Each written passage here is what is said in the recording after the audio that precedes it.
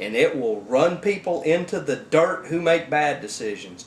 And the idiots in business who loan money to someone who never makes the first payment, they deserve to have their head thrashed upon a rock and lose their Continental, their Eldorado, and their Cadillac, and their Mercedes in the process. But that's not what happened, and I think it's fair to say, at this point, good old market theory is about as dead as Marxism. Well, I think it's on the same scrap heap now. The problem with the market is we've manipulated it. We've put steps and rules in there to protect the fools that aren't in Congress, that are in business, right? Who well, they'll bail us out. They'll never let us go down. So they do whatever they want to. It's ridiculous, ladies and gentlemen. And here's another thing. The news media. I have never seen a larger group of fear mongers in all my life over this.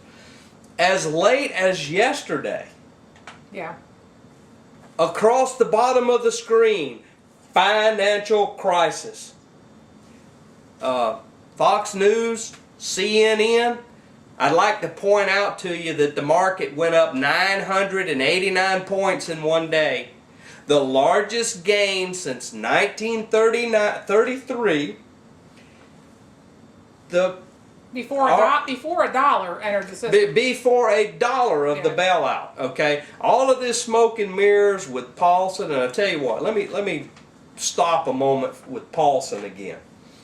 Paulson has put a 32-year-old genius in charge of $7 billion, and who did he used to work for? Goldman Sachs. And who did Paulson used to work for? Goldman Sachs. It's absolutely worse than it's Team Santa Rosa, just on a $1 billion scale. That's exactly right. I got my brother-in-law, my cousin, and all the little bloodsuckers from the community all getting their commissions. And we pay. And we pay. Ladies and gentlemen. Public-private. Public losses. Public risk. Private profit. Absolutely. You are going to pay to protect the profits that they expected to make. And look, I used to be worried about my children's national debt.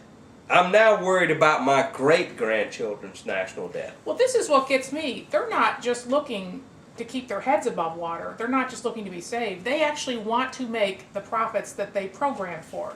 Yeah, they don't want to lose anything. Unbelievable. And it has to come from us. Once again, my friends at the Pensacola News Journal, you know what? Vulture investors circle Wall Street. Let me explain something to you, Pensacola News Journal. You know, if nobody was buying your paper for $1.50 on Sunday, and you reduced it to $1 on Sunday so a lot of people would buy your paper, would you call those people vultures, or would you call them people with good economic sense? Buy low, sell high. In the history of the United States of America, the stock market has averaged 11.5% return on your money during this whole period of time. Now, certainly there's a lot of people ready to jump out of the windows. It's down 777. It's down this. So what? So what? Here's the key to it all. The money people, the difference in the market from 11 on the Dow until 8 on the Dow is $5 trillion. They can't hide that money under a mattress. There's not enough mattresses out there. That's why you saw a couple days ago that money come marching back into the market. They cleaned the decks. They all made their profits. And now they're putting the money back into the market, which is one of the safest places to be. It's way safer than a bank. Here's what strikes me, though. With all the news of the bailout, there's been no improvement whatsoever in the job situation. In fact, it's gotten worse. Sure. And this illustrates how disconnected from the real economy this speculative financial market is. This whole system has nothing to do with the person on the street and the economy that we experience. Why do we have to bail it out? Right. And why should we bail it out, except for the fact that we have a bunch of fools running Congress that their buddies come and see them on the weekend and say, man, I'm gonna have to get rid of one of my Mercedes if you don't do something about this. You gotta cover me.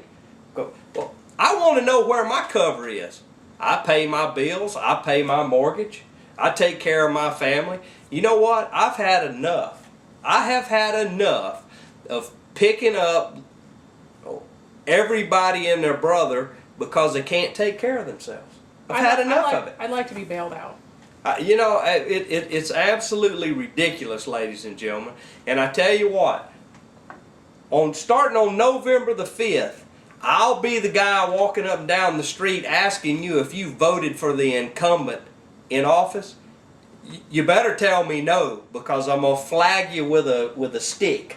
We should mention that our U.S. Representative, Jeff Miller, in fact voted against the bailout. Very convenient for the first time in his life that in his entire political career, he voted no. I'm pleased he voted against it. I would mention that he has had a long career of being against regulation that perhaps, if there had been some in place, would have prevented what's happened. He's also had a long career of voting in CAFTA, which allowed a giant sucking sound of all the jobs to go to Mexico. So his last little vote that he made did not change my mind.